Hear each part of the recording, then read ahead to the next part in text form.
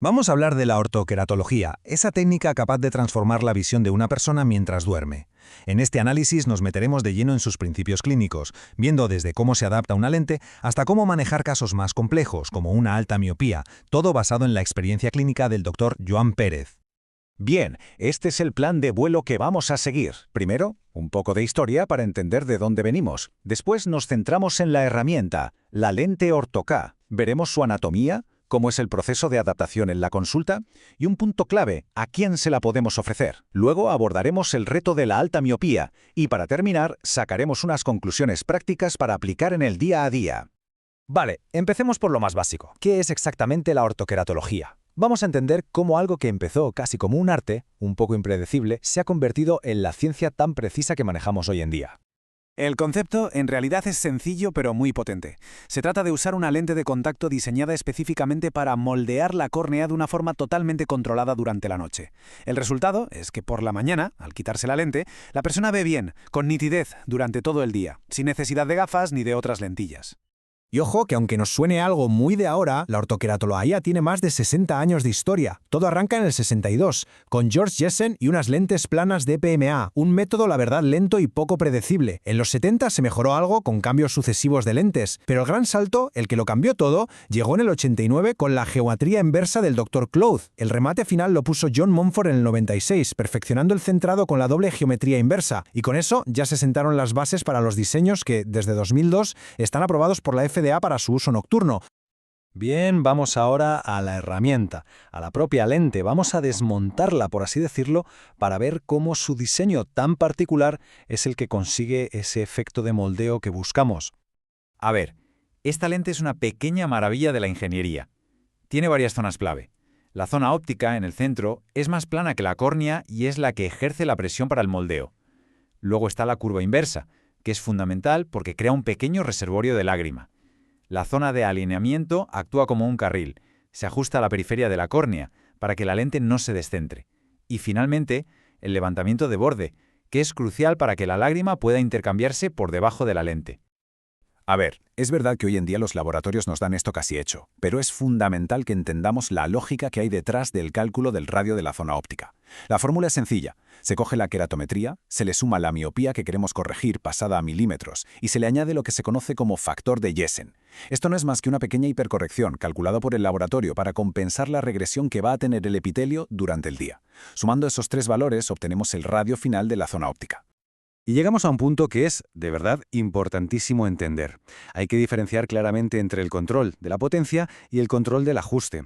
El radio de la zona óptica nos dice qué vamos a corregir, cuánta graduación. Nos sirve para ajustar la lente. El cómo se asienta esa lente en el ojo, si queda más cerca o más lejos de la córnea, eso lo manejamos con la curva inversa. Es la curva inversa la que modifica la altura sagital de la lente. Vale, ya tenemos la teoría. ¿Cómo se ve todo esto en la consulta, en la práctica clínica? Pues lo evaluamos con dos herramientas que son nuestras mejores aliadas, la fluoresceína y la topografía.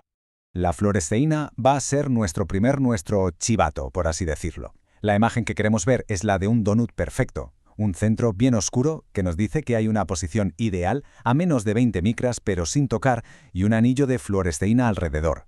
¿Qué pasa si vemos fluoresceína acumulada en el centro? Mal asunto. La lente está flotando, es un ajuste cerrado, con demasiada altura sagital. Y al revés, si apenas vemos el donut o hay contacto central, el ajuste es abierto, la lente está demasiado cerca.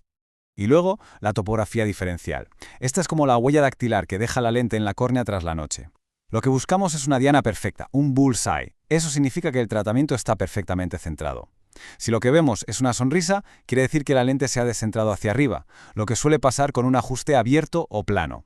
Si vemos una cara triste, la lente se ha ido para abajo, típico de un ajuste cerrado o curvo, y la isla central indica una posición excesiva. La clave es esta. La topografía nos dice qué ha pasado y el fluorograma nos dice por qué ha pasado. Bueno, y hay que tener algo muy claro. El éxito de una orto-K no empieza cuando ponemos la lente en el ojo. Empieza mucho, mucho antes, con una buena selección del candidato y siguiendo un protocolo clínico muy estructurado. Cuando le explicamos esto a un paciente, las ventajas saltan a la vista, ¿verdad? Es reversible, da una libertad visual tremenda, sin cirugía, es cómodo, pero, y esto es muy importante, nuestra responsabilidad como profesionales es ser igual de transparentes con los inconvenientes. Esto requiere un compromiso nocturno, tiene un coste continuo y sobre todo existe un riesgo de infección si la higiene no es impecable. Y por supuesto hay que hablar de la posibilidad de ver halos. La selección tiene que ser rigurosa. Hay que descartar de entrada córneas irregulares como un queratocono y si hay condiciones como una blefaritis, primero se tratan. Y aquí, atención, hay un factor que es un predictor, casi infalible de cómo va a ser la calidad visual, el diámetro de la pupila. Una pupila grande, en un paciente con miopía alta, es una señal de alarma. Casi con total seguridad va a tener halos y deslumbramientos, y eso hay que gestionarlo desde la primera conversación. Este protocolo de visitas es, digamos, nuestro mapa para garantizar que todo va bien. El día de la entrega es para educar. A la mañana siguiente es una visita de seguridad para ver la córnea y el primer efecto.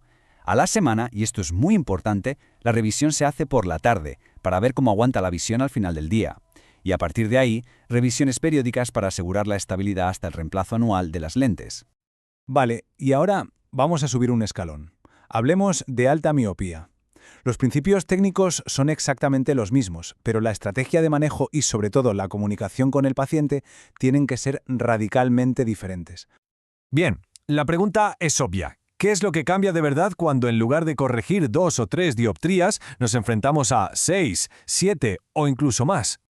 Aquí es donde la gestión de expectativas no es importante, es que lo es absolutamente todo. Con miopías altas, el pronóstico general es peor, y hay que ser muy honestos. La zona óptica de tratamiento va a ser más pequeña, y eso significa que habrá más halos, sí o sí. El centrado de la lente tiene que ser perfecto, milimétrico. El tratamiento tardará más en estabilizarse, a veces hasta 3 o 4 semanas, y es muy probable que la visión empeore un poco al final del día. Incluso hay que plantear desde el principio la posibilidad de necesitar una gafa de apoyo para tareas críticas como conducir de noche. Y para terminar vamos a recoger algunas de esas perlas, esas lecciones que solo da la experiencia clínica del día a día de estar frente al paciente y la lámpara de hendidura. Hay una complicación que a veces nos trae de cabeza y es la famosa isla central. La teoría nos dice que puede ser por una lente muy cerrada o muy abierta, pero en la práctica, ¿qué es lo más habitual? Y la respuesta que nos da la experiencia clínica es muy interesante. En la práctica es muy difícil que se nos pase por alto una lente cerrada, porque la fluoresceína en el centro nos lo grita.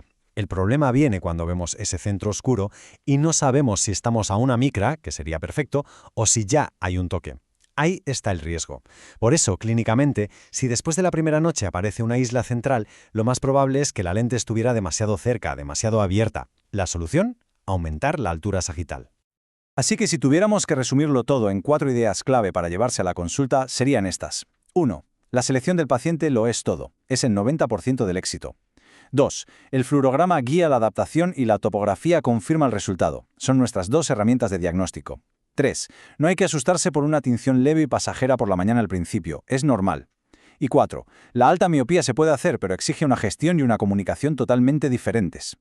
Y la pregunta final para quien esté pensando en empezar o en profundizar en la ortoqueratología es ¿por dónde empiezo para hacerlo bien? Y el consejo aquí es de oro. De verdad, empezar por lo sencillo. Miopías bajas, como mucho moderadas, en córneas esféricas y con pacientes que estén muy motivados. Eso permite ir cogiendo experiencia y confianza sin asumir grandes riesgos. Es fundamental apoyarse en los laboratorios, preguntarles todo. Este enfoque gradual es la mejor garantía de éxito, tanto para el profesional como para el paciente, y nos abre la puerta a una de las áreas más eficaces y satisfactorias de la contactología moderna.